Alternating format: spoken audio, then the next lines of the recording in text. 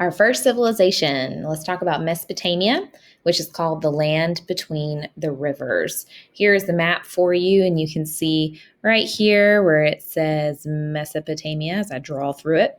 Mesopotamia literally translates, meso means middle, to the land between the rivers. There are two rivers that create our first civilization, and that is the Tigris and the Euphrates rivers. Both are still there today and very important rivers in the Middle East. This is an area that's called the Fertile Crescent because there's so much surrounding water.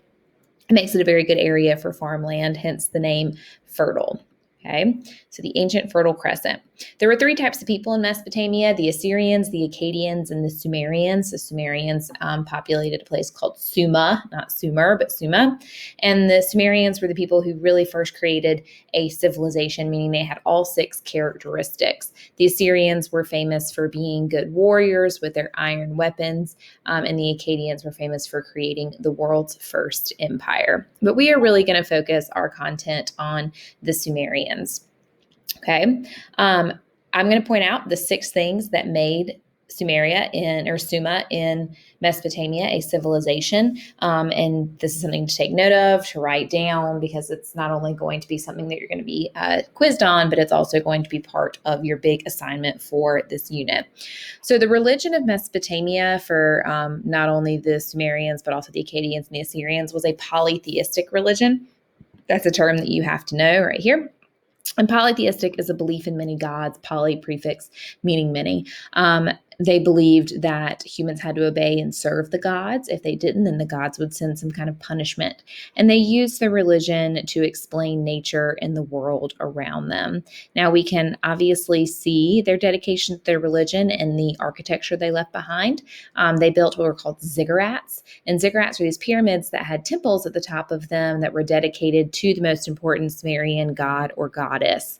As you can see from this aerial image, these ziggurats were no small feat. They were very large. They had a lot of steps. And the temple is right here at the top. And if you were a priest or a priestess, you could climb. If you were an average everyday Joe, you could not. But you could climb these steps up here to worship at this temple.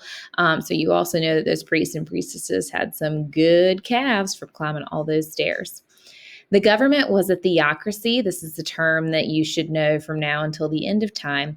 A theocracy means it's a government that came from religion. In our country, government and religion have to be separated.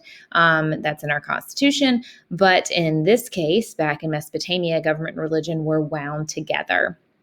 Okay, so the priests had a lot of political power. Now they had a monarchy. That means they had one ruler, M-O-N, and that was a king. And he believed that he came to power because his power was derived from the gods, meaning the gods chose him to be king.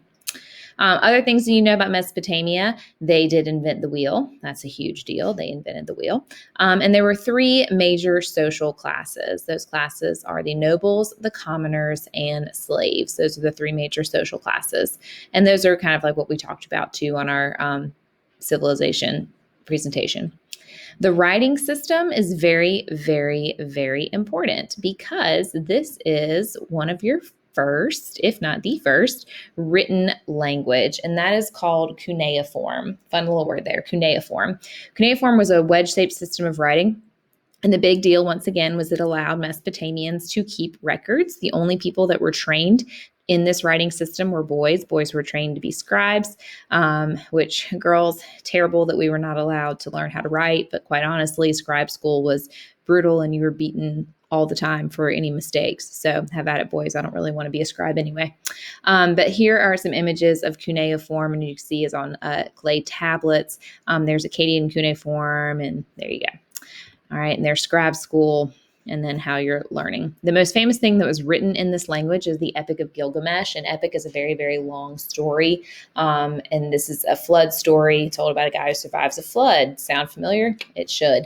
But Gilgamesh was coming out of Mesopotamia. We also have some beautiful artwork in the form of music, board games, and then here's some other technology. The other two big things that you need to know were they created bronze in Mesopotamia, and they had a number system based off of 60 because they invented the sundial. And remember, there's 60 seconds in a minute and 60 minutes in an hour. The next thing we're going to talk about is Hammurabi. Okay, thanks, guys.